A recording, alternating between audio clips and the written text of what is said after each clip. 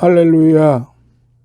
오늘은 33번째 시간으로서 신약성경 로마서 8장을 시작하도록 하겠습니다.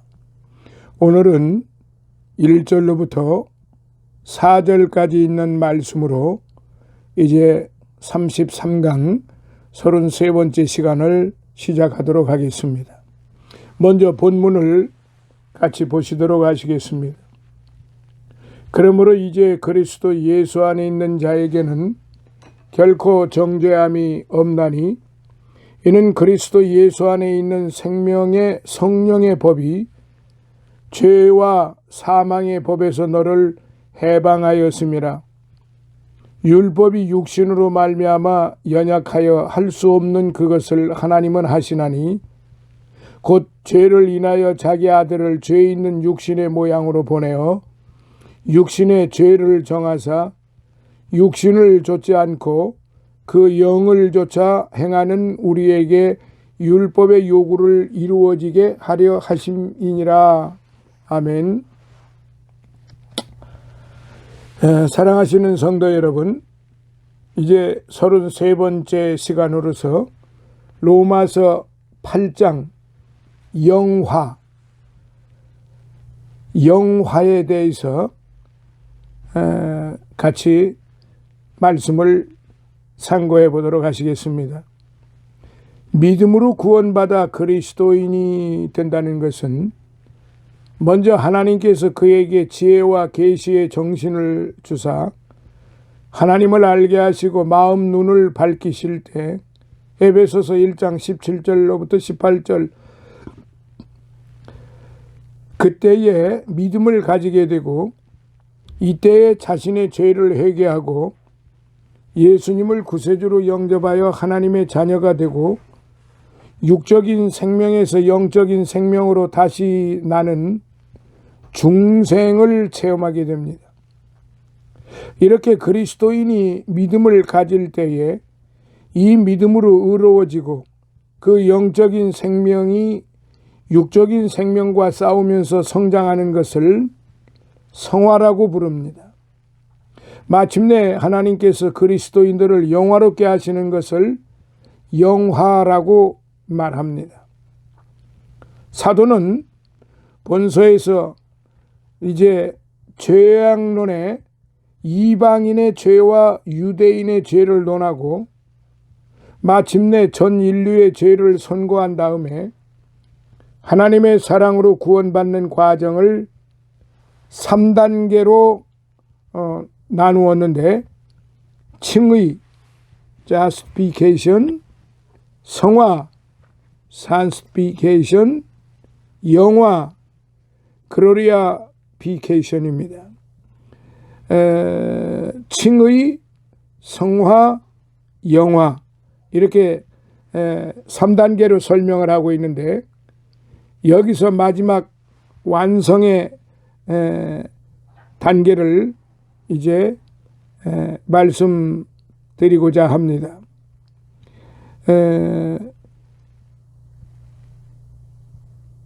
8장 5절로부터 12절까지는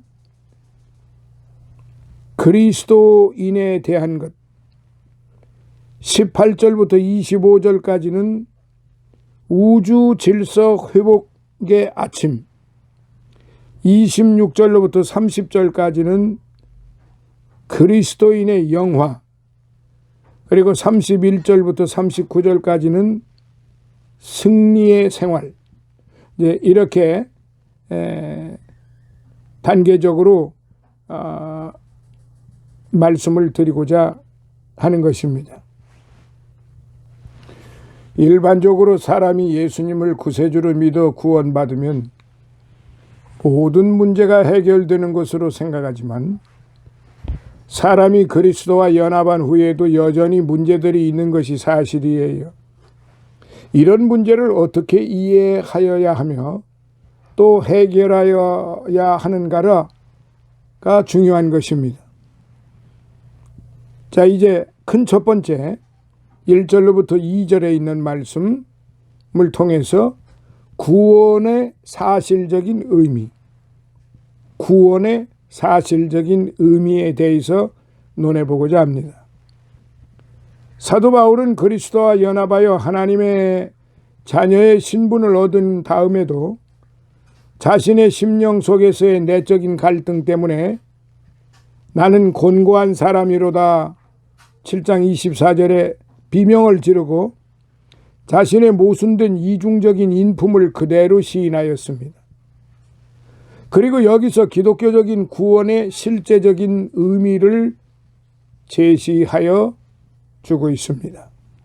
자, 1절 작은 첫 번째, 정죄함이 없다. 정죄함이 없다.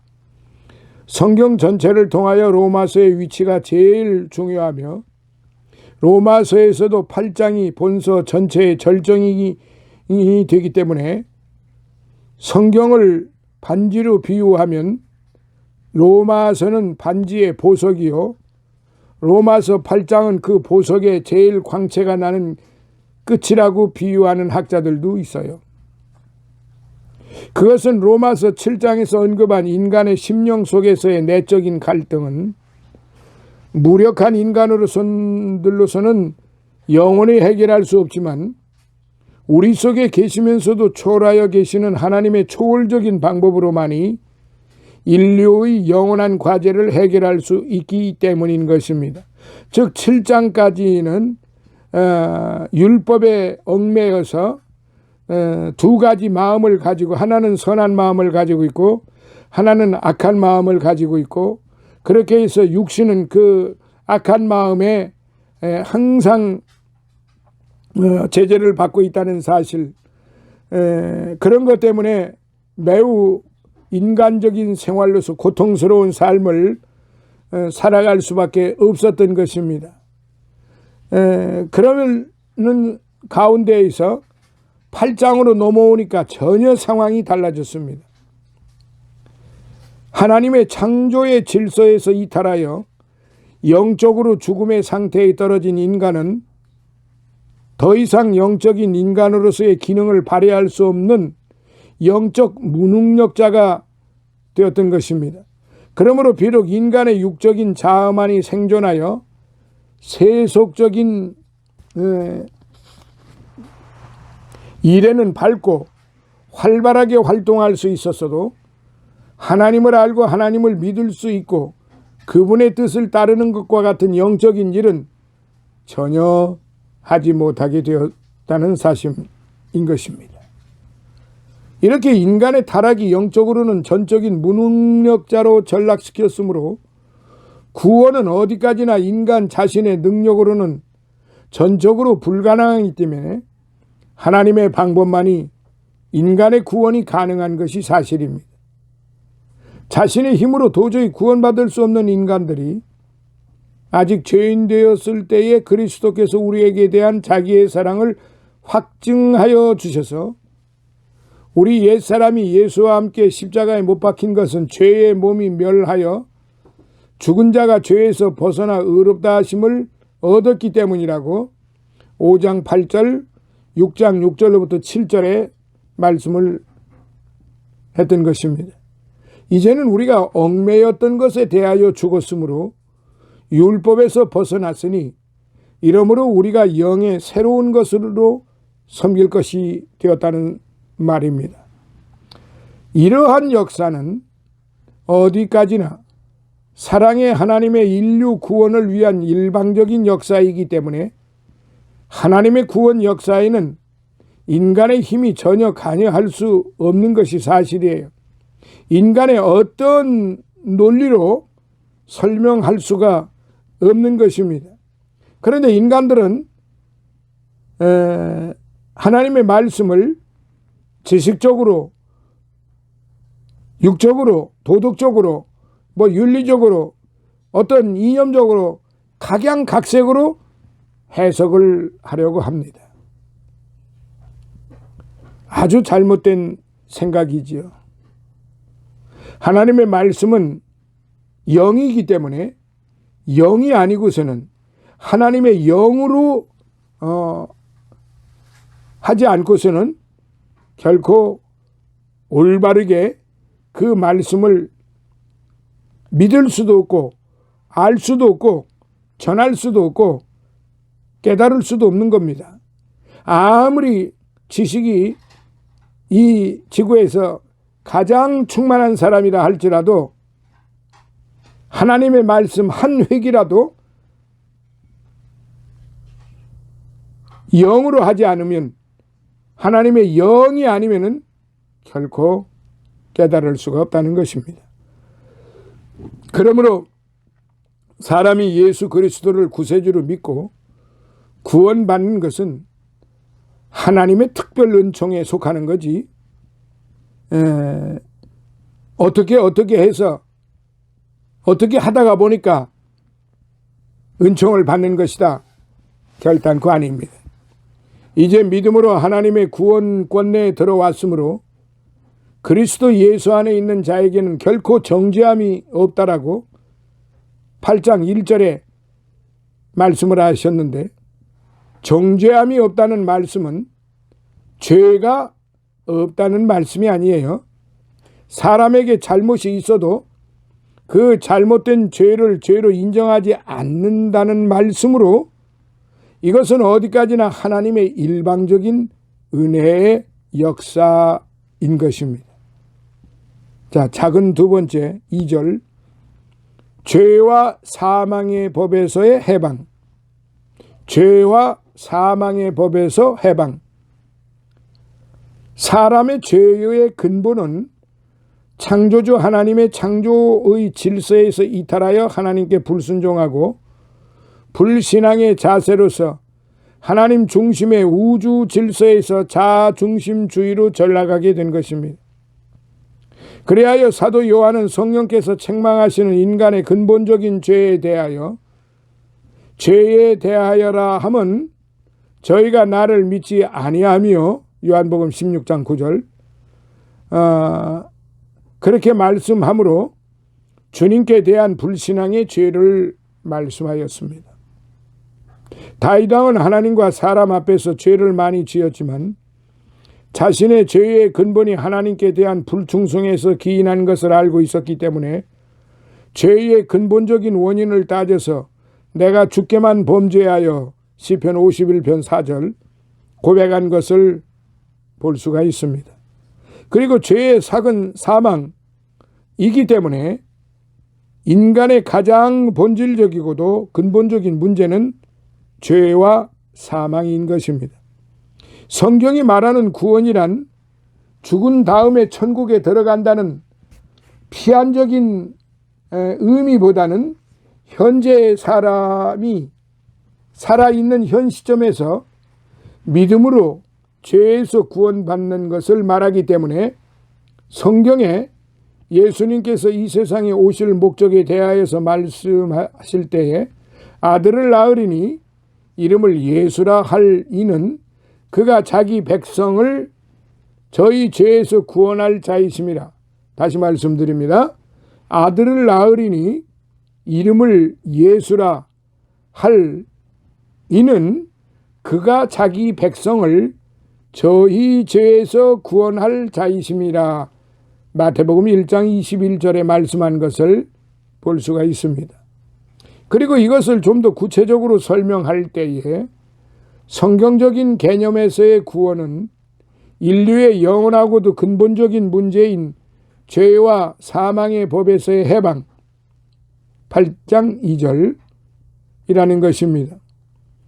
사람은 비록 신앙생활을 시작한 다음에 그 심령 깊은 곳에서 죄악적인 본성을 지닌 육의 사람으로서의 옛사람과 믿음으로 새롭게 하나님께로서 난 자로서의 영의 사람인 새 사람 사이의 내적인 싸움 때문에 자신의 심령 깊은 곳에서의 갈등을 느껴서 나는 곤고한 사람이로다라고 고백할 수밖에 없지만 그리스도의 구원권 안에 있으므로 정죄하시지 않으시고 죄와 사망의 법에서 해방시켜 주신 것입니다. 그러나 이 역사는 어디까지나 영적인 무능력자가 된 인간의 힘으로 이루어진 것이 아닙니다. 하나님께서 주도하신 역사이기 때문에 그리스도 예수 안에 있는 생명의 성령의 법이 예수님을 자신의 구주로 믿는 사람들을 죄와 사망의 법에서 해방시켜 준 것입니다. 하나님의 특수 은총에서 믿음으로 구원받아 하나님의 자녀로서 살아가는 모든 과정은 성령의 내적인 역사와 인도하심으로만이 가능하게 되었습니다. 그리스도인이 믿음의 시작으로부터 성령으로 아니하고는 누구든지 예수를 주시라 할 수 없느니라고 고린도전서 12장 3절에 말씀하신 대로 성령의 인도하심을 받기 때문에 성령의 역사하심으로만이 사람이 죄와 사망의 법에서 해방될 수 있는 것이 사실입니다. 자, 이제 큰 두 번째 3절로부터 4절 하나님의 방법. 하나님의 방법. 원래 인간은 여러 가지 제약을 받을 수밖에 없는 피조물이지만은 사람이 타락한 이후에는 그나마도 영적인 능력을 전적으로 상실하였기 때문에 더욱이 스스로 영적인 문제를 해결할 수 없는 상태에까지 떨어졌으므로 인간의 구원은 어디까지나 하나님의 일방적인 사랑의 역사로만 가능한 것이 사실입니다. 자, 작은 첫 번째를 놓고 보겠습니다. 대속의 원리 3절 대속의 원리. 인간의 타락은 영적인 인간으로서의 균형을 깨뜨려서 세속적인 안목만 소유하게 되었기 때문에 사람은 이 세상이나 세상에 있는 것들을 사랑하게 되었는데 세속적인 세상에 있는 모든 것이 육신의 정욕과 안목의 정욕과 이생의 자랑이니 다 아버지께로 쫓아온 것이 아니요 세상으로 쫓아온 것이라 요한일서 2장 16절에 그렇게 말씀하였습니다. 이렇게 세속적인 것에 몰입된 상태에서의 인간의 능력은 하나님께서 세워놓으신 신앙과 생활의 최소 한도의 기준으로서의 율법을 지킬 수 있는 능력을 상실하게 된 것이 사실입니다. 이렇게 인간이 연약함으로 감히 자신의 죄의 문제를 감당할 수도 없는 인간을 위하여 하나님께서는 인간의 죄를 인하여 자기 아들을 죄 있는 육신의 모양으로 보내어 육신의 죄를 정하여 대속하여 주신 것입니다. 이 대속의 역사는 하나님의 일방적이고도 절대적인 사랑의 역사로서 사람이 하나님께 범죄하여 저주받을 그 자리에 하나님의 아들 예수 그리스도께서 서게 하셨던 것입니다. 이런 사실을 구약시대의 이사야 선지자는 예수님이 인류를 대신하여 고난받으실 고난에 대하여 이사야서 53장 5절에 그가 찔림은 우리의 허물을 인하며 그가 상함은 우리의 죄악을 인함이라. 그가 징계를 받음으로 우리가 평화를 누리고 그가 채찍에 맞음으로 우리가 나음을 입었도다 라고 예언을 했던 것입니다. 이 예언의 성취에 대하여 신약시대의 사도 바울은 그는 근본 하나님의 본체시나 하나님과 동등됨을 취할 것으로 여기지 아니하시고 오히려 자기를 비워 종의 형체를 가져 사람들과 같이 되었고 사람의 모양으로 나타나셨으며 자기를 낮추시고 죽기까지 복종하셨으니 곧 십자가에 죽으심이라 라고 빌립보서 2장 6절로부터 8절에 증거하였습니다. 이렇게 범죄한 인간이 받아야 할 징계를 하나님의 아들이 대신 받으심으로 사람들의 죄가 용서함을 받게 된 것입니다. 그것은 육체의 생명이 되어 있고 그 피가 죄를 속하는 원리에 따라 하나님의 아들이 오직 자기 피로 영원한 속죄를 이루사 단번에 성소에 들어가심으로 그리스도는 인류의 죄를 위하여 한 영원한 제사를 드리신 것이 되는 것입니다. 히브리서 9장 27절 10장 12절.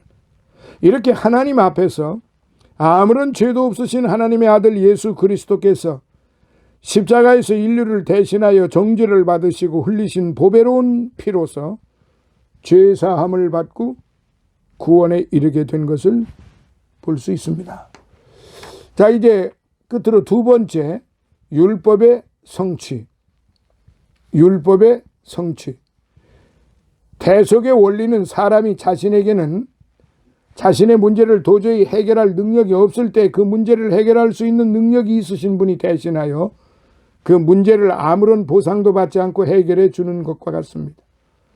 사람들이 자신의 능력으로는 도저히 죄 문제를 해결할 수 없을 때 예수님께서 자신의 생명을 대신 속죄자물로 드려서 인류의 죄 사하심을 얻게 하신 것을 말합니다.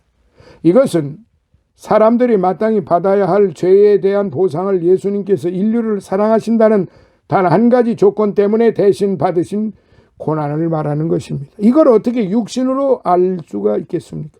이게 어떻게 윤리적으로, 도덕적으로, 지식적으로 모든 인류의 죄를 보상하시겠다고 하는 이 말씀을 어떻게 이해가 된다는 말입니까?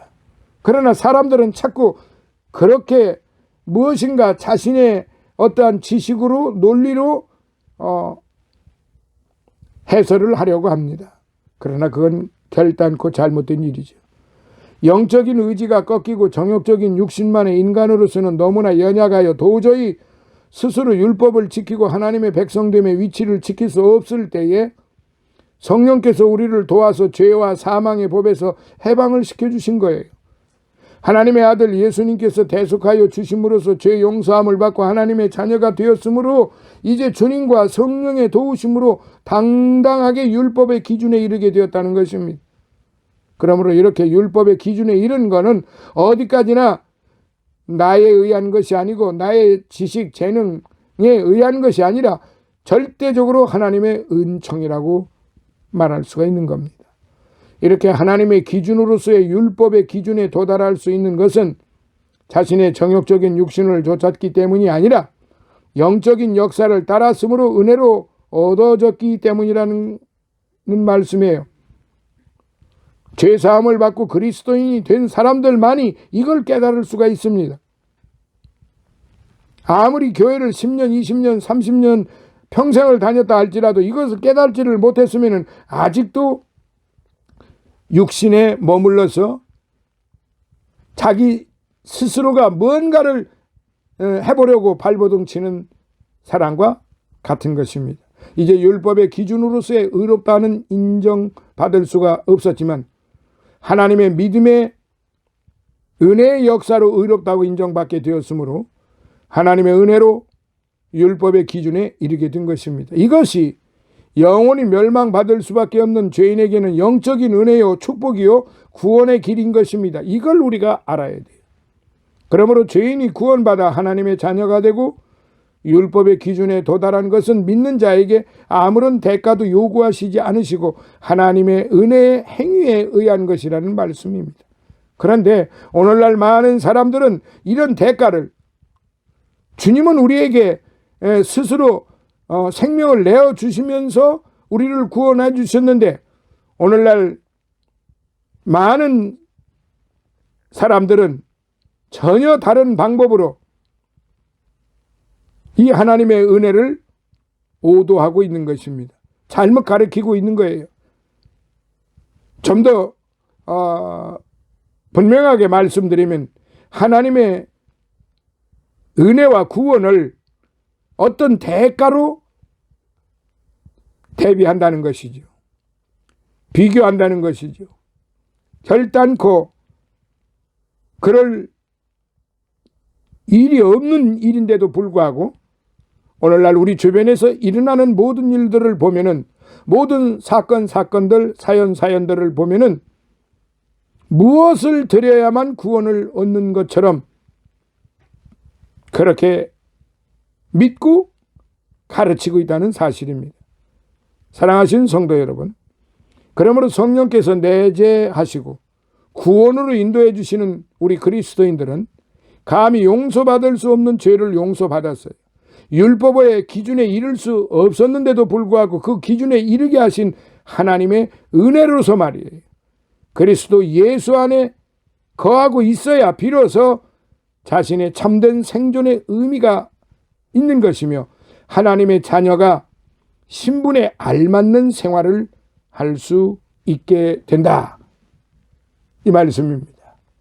이제 1절로부터 4절까지 여기서 마무리하도록 하겠습니다. 다음 시간 34번째 시간에 5절로부터 말씀을 드리도록 하겠습니다. 할렐루야.